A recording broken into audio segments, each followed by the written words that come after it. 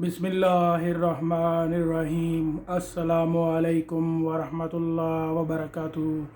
दोस्तों, आज हम समझेंगे कि सोलर पैनल कितनी किस्म के होते हैं। दोस्तों, मार्केट में जो ज़्यादा आम मकबूल हैं वो दो तरह के सोलर पैनल अवेलेबल हैं, लेकिन तीसरी किस्म के भी सोलर पैनल अवेलेबल हैं, लेकिन ये ज़्यादा मार्केट में अवेलेबल नहीं हैं।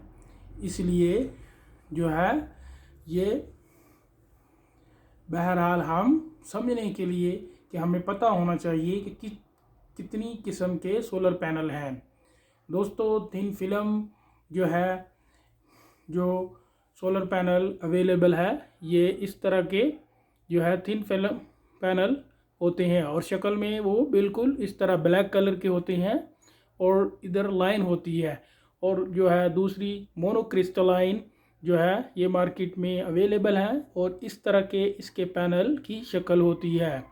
ठीक है दोस्तों, और पॉलीक्रिस्टलाइन जो है पैनल ये दोस्तों इस कलर के होते हैं और उसमें लाइनें इस तरह होती हैं। दोस्तों, ये मार्केट में जो है दोस्तों जो आजकल अवेलेबल हैं वो पॉलीक्रिस्टलाइन और मोनोक्रिस्टलाइन अवेलेबल हैं।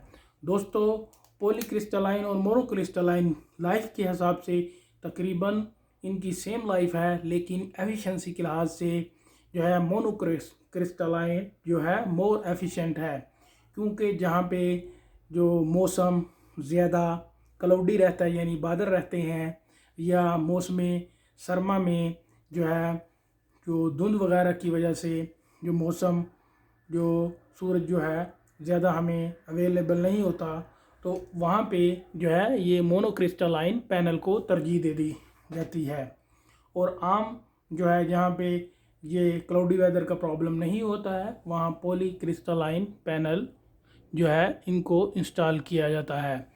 दोस्तों, आपको आज की वीडियो पसंद आई होगी, लिहाजा इसको दोस्तों से शेयर करें और मेरा चैनल सब्सक्राइब करें। शुक्रिया।